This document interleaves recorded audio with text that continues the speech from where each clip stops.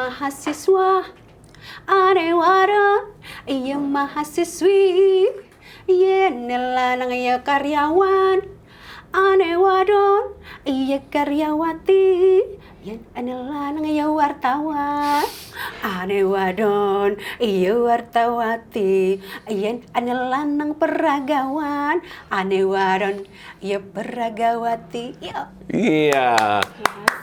Saya manggilnya nggak enak nyebut nama Mbok Alit Adiari gitu ya. Oke. Jadi ini termasuk salah satu idola saya dari kecil karena saya masih SD mau ke SMP di kampung, dia udah nyanyi gitu. Dan yang paling terkenalnya kan terutama karena duet dengan beliau Yong Sagita ya. Oh, ya. Jadi Yong Sagita, Alit Adiari.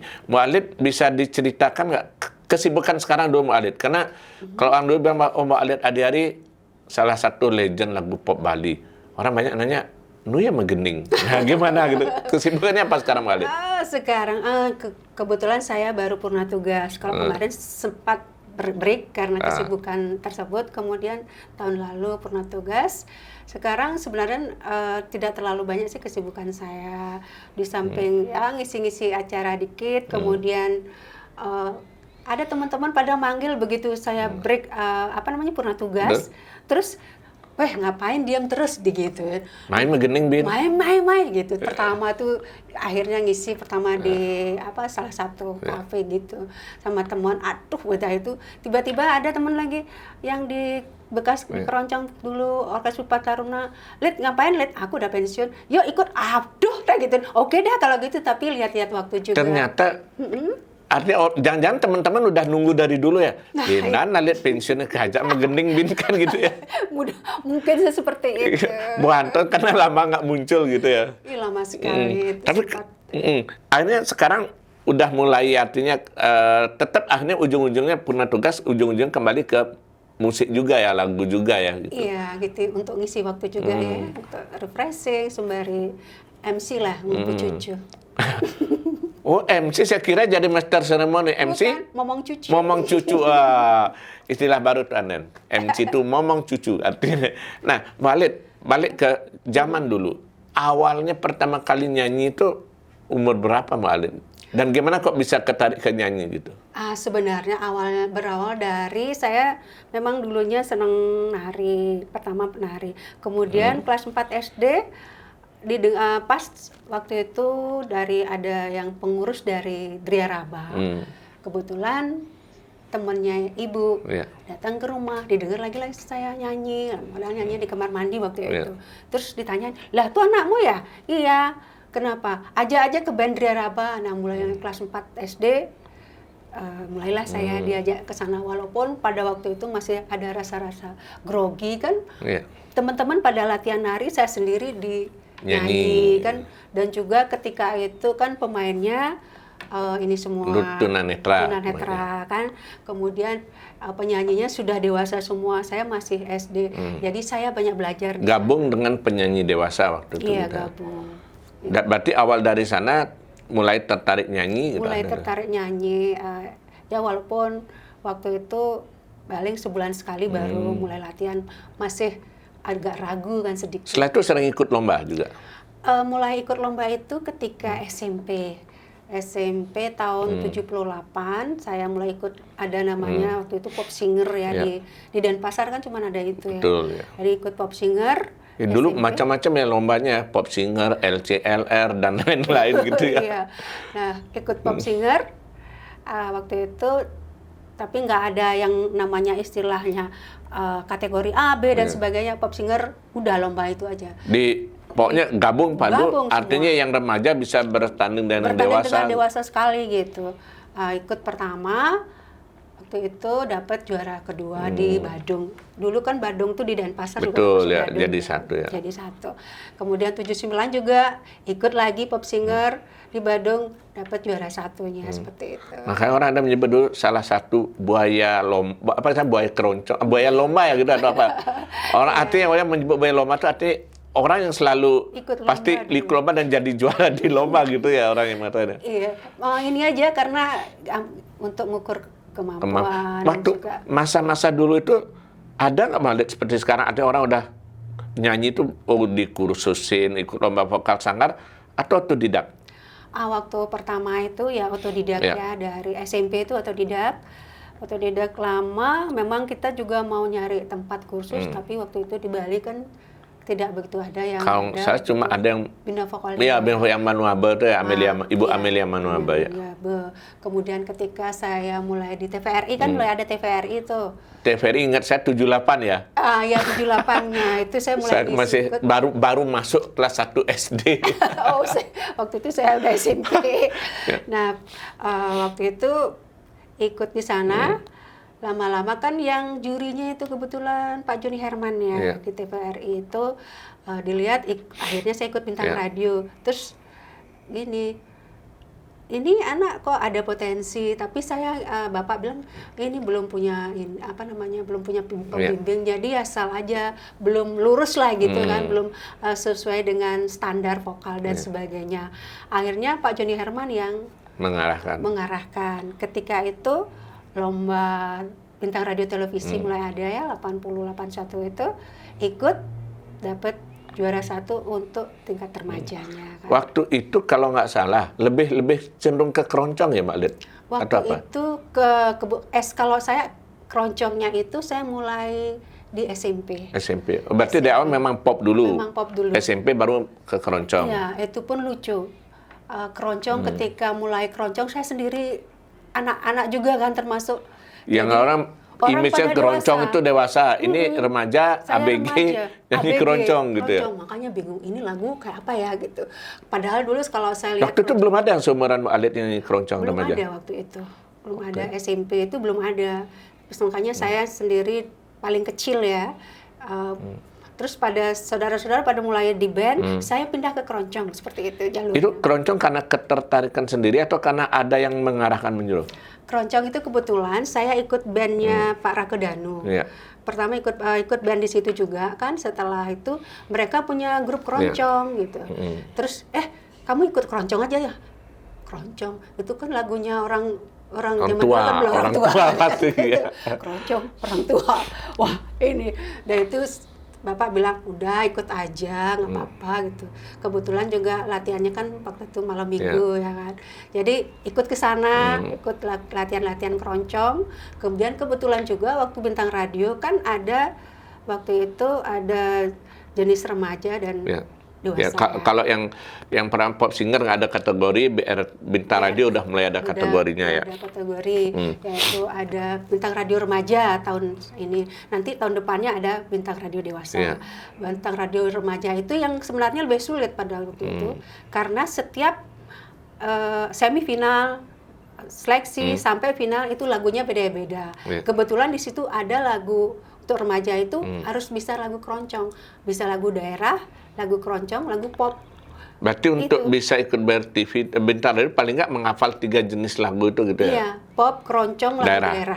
Itu yang kita hafal. Itu. Tapi bagi Mu'alid itu kecil ya?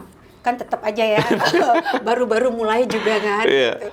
Terus ketika itu ikut lomba Bintang Radio. Adalah lagu tapi masih langgam ya, langgam keroncong. Betul. Nah, itu salah satu lagu wajibnya juga, baik di daerah maupun di pusat kan gitu. Nah kebetulan mulai disitulah diarahkan oleh Om Joni Herman. Gitu. Artinya memang setelah mulai ikut lomba itu baru menemukan pelatih yang membimbingnya. Dan ternyata nyaman juga di keroncong gitu ya? Nyaman juga ternyata di keroncong, karena juga ikut lomba-lomba itu enak juga gitu. Boleh ditunjuk nggak dikit aja? Kalau nyanyi keroncong yang kayak gimana contohnya Malik? Kalau Malik nyanyi keroncong mungkin. Saya satu yang masih ingat. Keroncong apa aja? Potongannya dikit. Oh gitu ya? Iya. Apa? Aduh bingung juga. Betapa ku kecewa, merpati kekasihku hilang. Ya, kalau menurut Alit, kenapa generasi muda, remaja terutama dari dulu sampai sekarang, bukannya tidak ada, tapi tidak sebanyak lagu pop atau rock orang menekuni keroncong? Benar nggak? Karena itu katanya lagu sulit. Nah, memang kalau kita lihat semua lagu, kalau kita lihat sulit ya sulit, kalau gampang ya itu karena kalau menurut saya sih itu feeling ya. Kalau lagu itu seneng kita. Kalau di keroncong memang ada beberapa yang harus dikuasai. Misalnya kan ada harus cengkok, kemudian teknik pernapasannya itu stabil semua kan seperti itu. Kalau Termasuk pop vibra kan, juga ya. Vibranya juga kalau pop ada aksen-aksen kan. Kalau di situ ini tetap mempertahankan kestabilan daripada vokal. Sebenarnya sama-sama ada tingkat kesulitan tersendiri ya. Iya. Oke. Kalau kita lihat sekarang popnya sulit juga kalau lihat kita ambitus. Kalau dulu kan orang berpikir bahwa oh lagu pop lebih mudah daripada keroncong. Enggak juga kan sebenarnya. Ya. Sekarang lagunya Ada lagu-lagu tertentu yang memang membutuhkan ambitus yang benar ya gitu kan. Seperti itu. Nah, kalau tiba-tiba bisa kejeblos ke lagu Bali itu gimana ceritanya Mbak Karena namanya kan baru benar-benar orang secara publik tahu di lagu Bali lagu gitu. Bali ya. Ya emang itu sedikit lucu juga sih. Waktu itu saya udah ikut lomba di Jakarta kan udah selesai.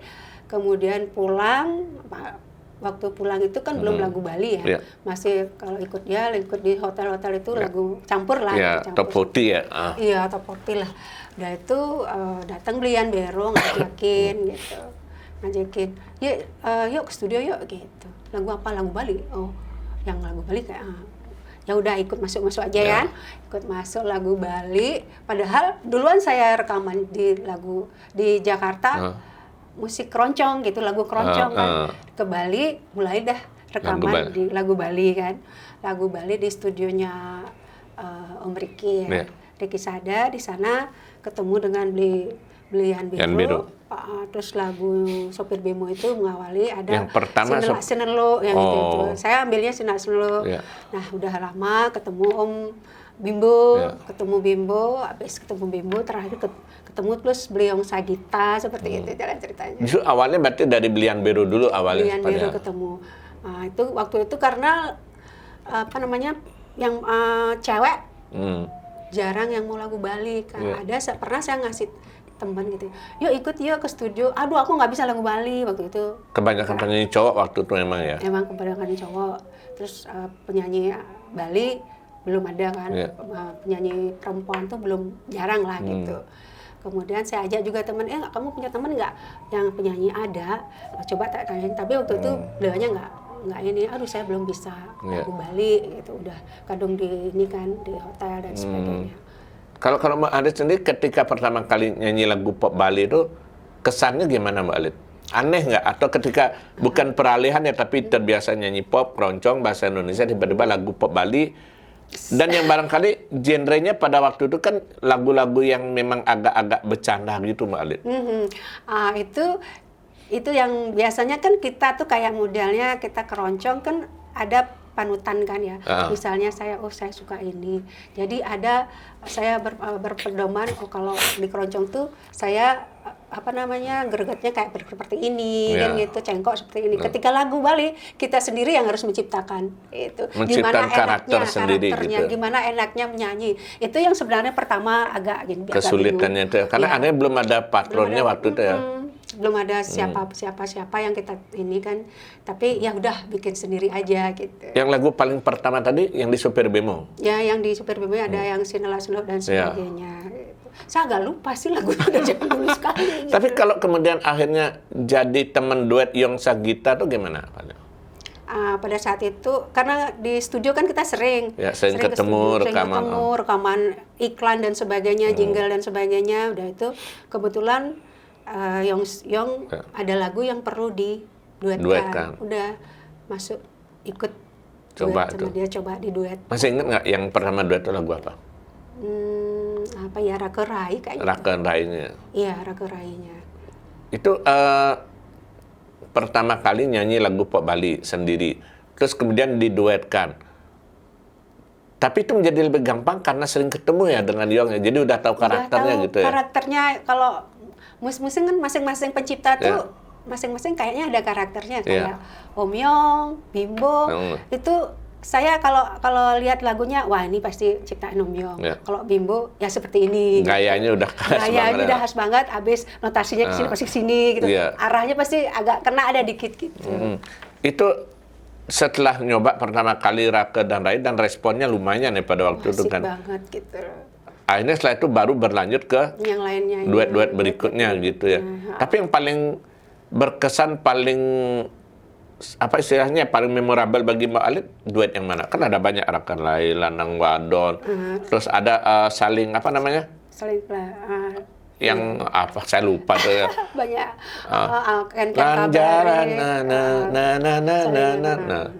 lan bareng-bareng. Nah, itu saling apa tuh namanya? Banyak duetnya tuh saling. Yang mana yang paling paling berkesan? Saya tuh berkesan tuh ini Lanang Wadon.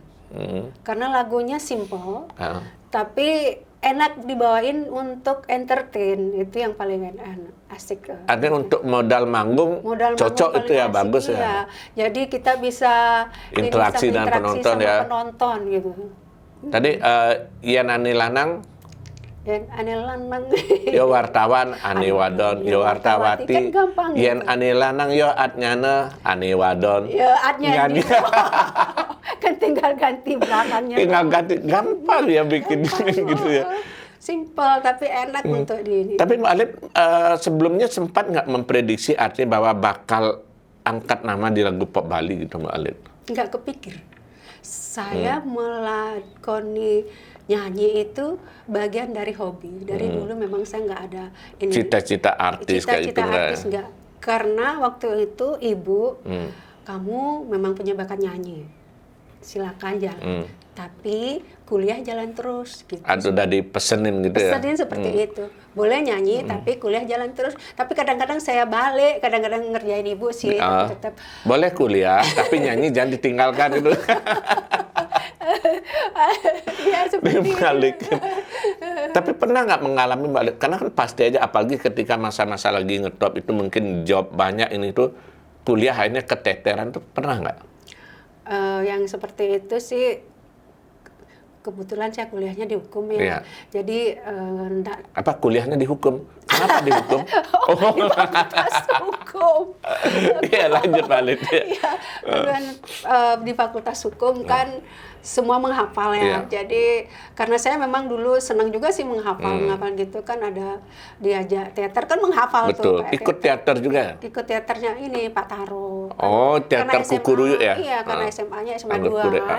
Diajak itu jadi lebih mudah lah bagi saya untuk ini. Kalau keteteran dia karena saya gini, kalau 2 minggu sebelum ujian saya cut semua gitu. Ada emang udah bisa ngatur ya? Iya. Itu amanah dari Ibu ya? Dari ibu. Jadi Nggak 2 boleh minggu dia. sebelum ujian udah Nggak terima jangan job. nyanyi dulu gitu. Yang kita pernah komplain nggak? Artinya ini job nih, Liu permintaannya Bu Alit nih sibuk kuliah, akhirnya bingung lah beliau misalnya kalau diterima nggak ada teman duet, nggak diterima gimana? Enggak sih. Pernah komplain nggak? Enggak komplain. Nggak. Kalau yang ada terpaksa gitu sih, kalau Biasanya ada pengganti nggak kadang-kadang?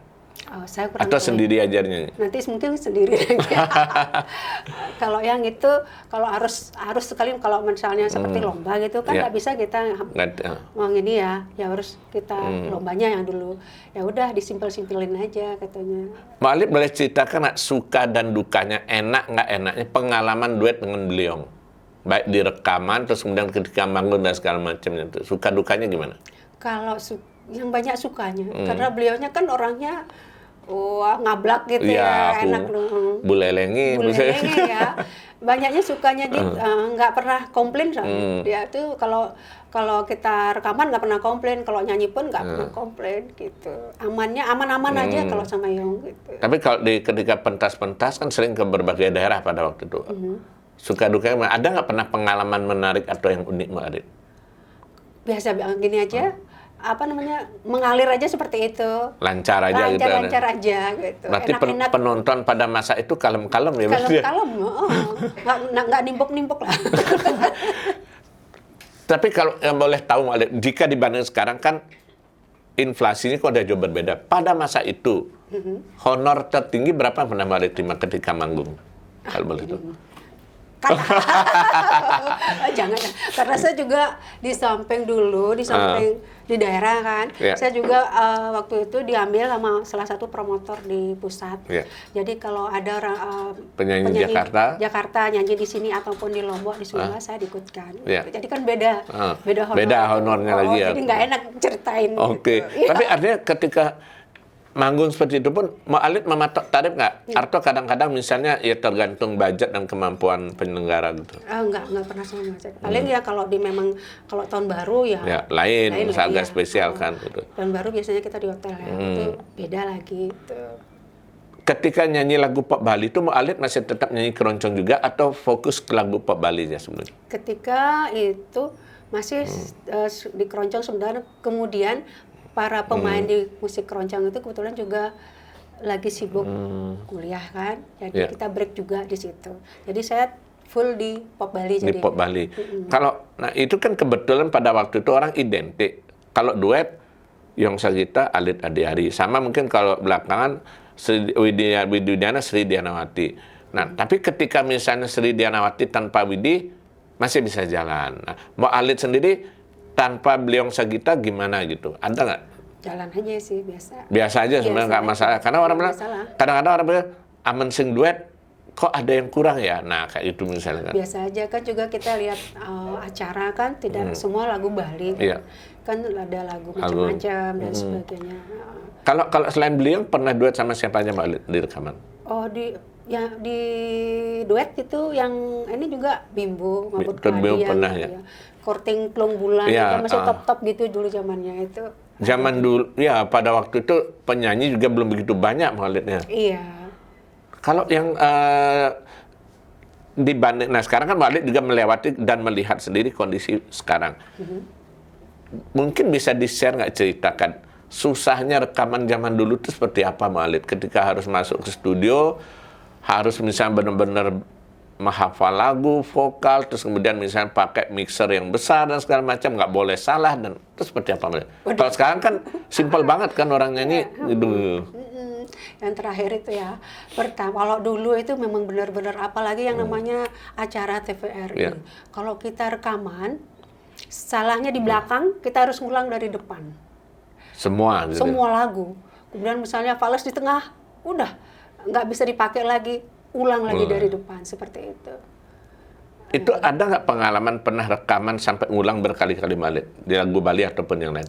Kalau di lagu Bali nggak ada, karena di lagu Bali udah mulai sistemnya bisa di-cut-cut kan.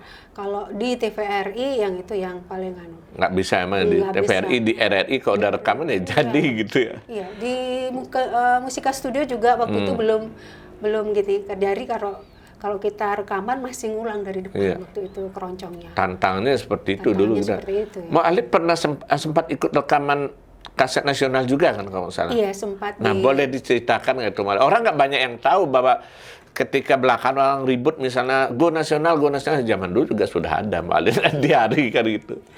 Oh, ceritanya waktu itu saya kan ikut lomba keroncong. Nah, kan saya masuk final. Masuk final di nasional, sudah tingkat dewasa waktu itu. Final, terus datanglah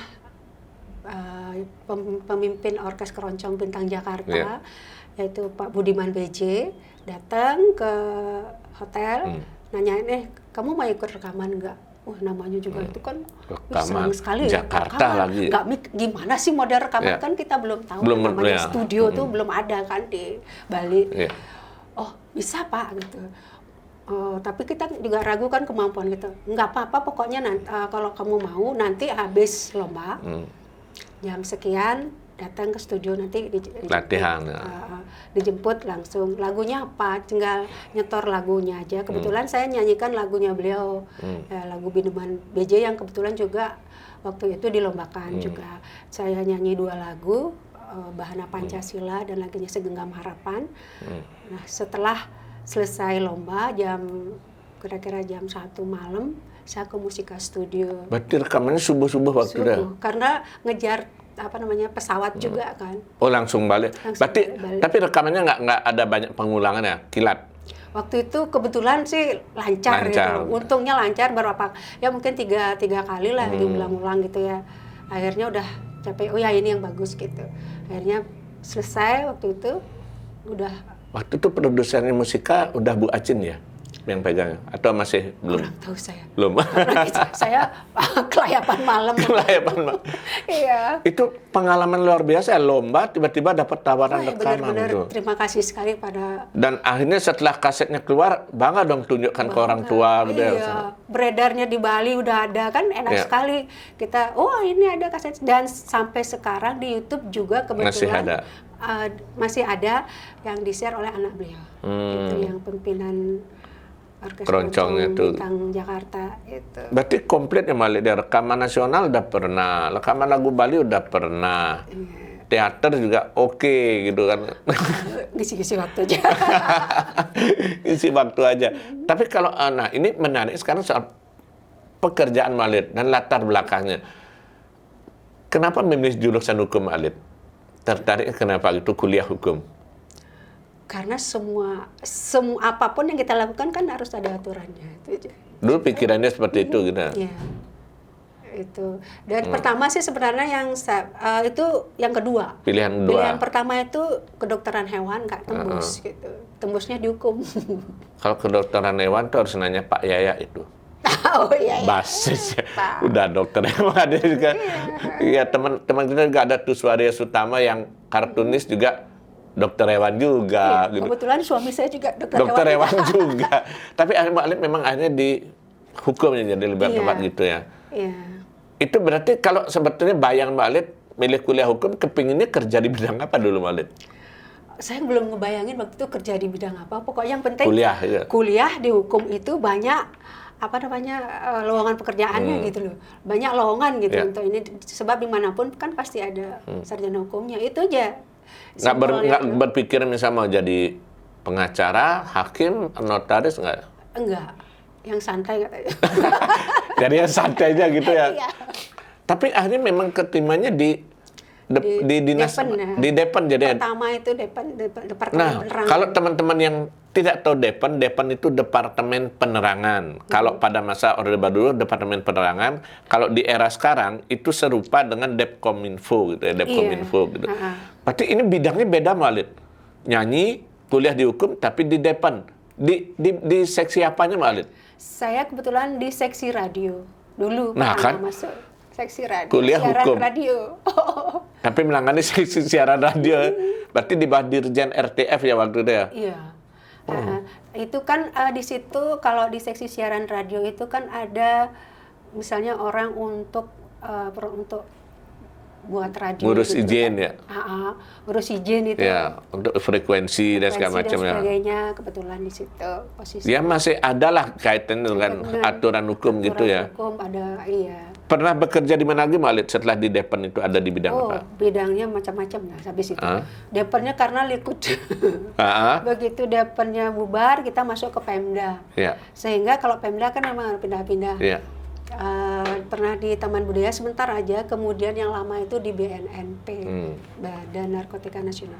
Nah, kalau itu dekat kaitan dan hukum ya, akhirnya sekali. gitu ya. Akhirnya ketemu juga. Itu kalau menangani kerja di BNNP itu apa nggak berat tantangannya Malit? Apalagi kan orang bilang bahwa waduh itu dunia narkotika segala macam tuh keras, gelap. Kalau saya kebetulan masih pegang karena saya fungsionalnya humas. Ya. Fungsional humas itu kan tetap di bidang itu. Kalau yang menangani bidang itu, penindakan lain lagi ya. Penindakan lain lagi, pemberantasan lain lagi. Kalau saya humas Jadi untuk informasi. tercapai yang cita-cita kan kerja yang dalam tanda kutip gampang aja di kantor aja yang nggak nyempet risiko gitu ya. Yang tidak bisa istilah bisa sambil lah, sambil nyanyi seperti itu. Berarti ketika Malik kerja di Pemda itu kegiatannya ini masih tetap jalan bisa Maliknya? Masih tetap, cuman ketika anak mulai SMP, SMP itu saya break karena kondisi. Gitu. Karena kondisi saya pikir wah ini karena sempat vertigo kumat, pembantu udah break kan. Jadi otomatis saya harus anak 2, kebetulan suami S3. Nah, disinilah saya harus berpikir saya kerja dan urus anak aja dulu sampai fokus gitu ya. Fokus saja dulu itu. Kalau boleh tahu Mbak Alit, sampai sekarang tadi kita dengerin ya Mbak Alit cuplikan lagunya. Mungkin memang ada sedikit belum, tapi nggak jauh berbeda dengan ketika dulu. Rahasianya apa Mbak Alit biar punya suara yang tetap enak itu. Sebenarnya sih saya rasa Ini mungkin tips juga bagi teman-teman ada yang ingin nyanyi ya. sebenarnya yang penting tuh latihan, teknik pernapasan dan sebagainya terus dan jangan berhenti karena sempat ini kan saya berhenti, kemudian saya mulai kemarin kan start lagi. Katos agak, juga loh. Agak katos. Ibaratnya mobil harus dipanasin dulu lagi ya baru bisa. Iya, makanya di sesuai dengan waktu mulai lagi kok rasanya katos. Saya bilang suara itu masih katos gitu, agak katos. Tapi memang menikmati jadi Mbak Lid ya, di tengah kesibukan kantor masih bisa nyanyi dan sampai sekarang juga masih bisa tetap beraktivitas di seni kan kita. Nah, kalau ini kita nggak membandingkan soal kualitas Mbak Lid, tapi ngelihat perkembangan. Mbak Lid melihat perkembangan lagu pop Bali ini sekarang seperti apa? Karena saya yakin Mbak Lid pasti tahu, karena Mbak Lid ini termasuk salah satu boleh dibilang ibu yang gaul, karena main medsosnya kenceng juga nih.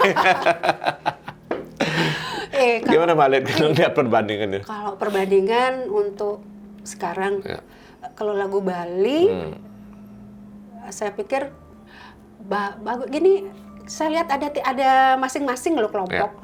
Ada lagu yang untuk pop gitu loh. Betul. Mereka kelompok pop itu. Kemudian ada yang memang benar-benar yang memperhatikan teknik vokal. Betul. Itu ada anak-anak itu ada banyak macamnya macam jenisnya. Makanya saya gini, wah asik sekarang loh gitu.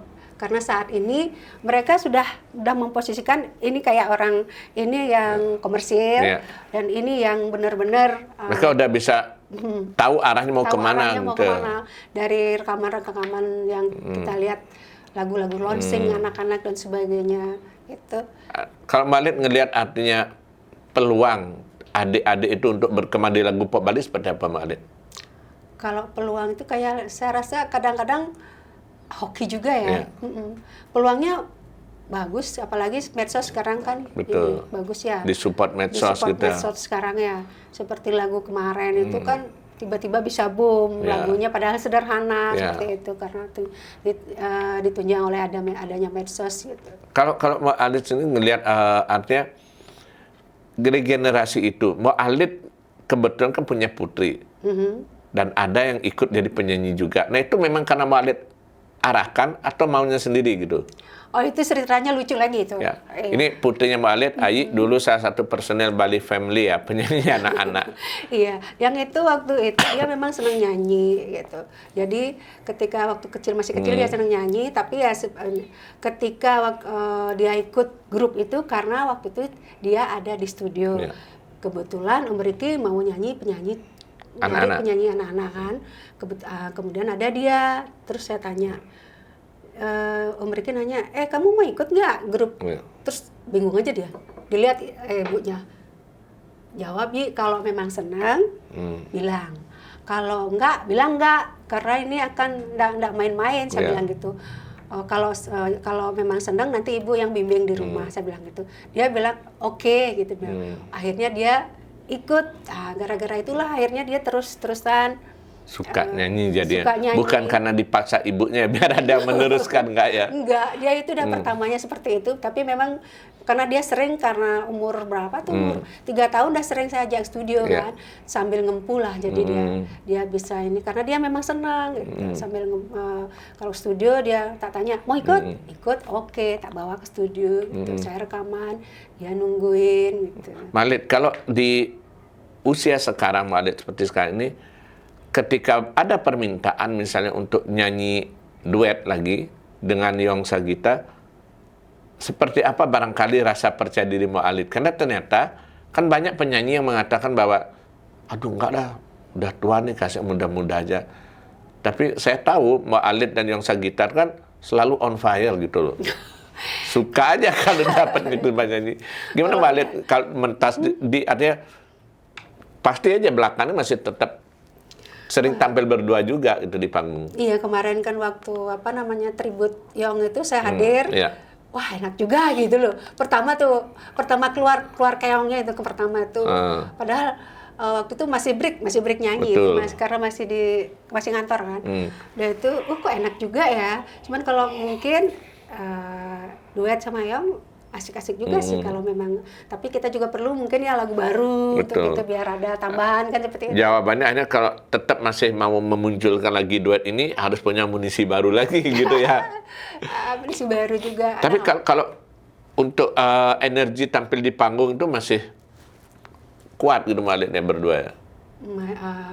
Ya gimana ya, senang mungkin karena seneng ya, jadi lupa usia sampai di rumah baru, kok pegel ya. Senangnya yang bikin mengalahkan semuanya gitu ya. Iya mungkin itu ya, karena kita senang jadi auranya beda ya. Gitu.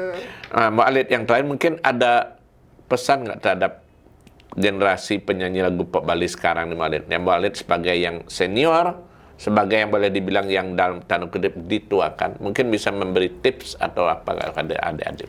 Kalau saya rasa adik-adik sudah pada pinter ya semua, kemudian juga sudah mengarah ke masing-masing genrenya masing-masing. Dan pesan kalau bisa sih terus berkarya, kemudian juga agar kalau keinginan saya sih bisa berkembang ke tingkat nasional seperti itu, lagu-lagunya baik yang santai maupun yang memang benar-benar lagu Bali yang benar-benar berkarakter gitu. Ya, masa 40 tahun yang lalu Bu Alit bisa, masa sekarang enggak itu ya. Ya, mungkin seperti itu. Iya. Ya, terima kasih banyak Bu Alit obrolan pada sore hari ini. Mudah-mudahan ada kesempatan lain nanti kita sambung dengan cerita lain yang lebih menarik lagi.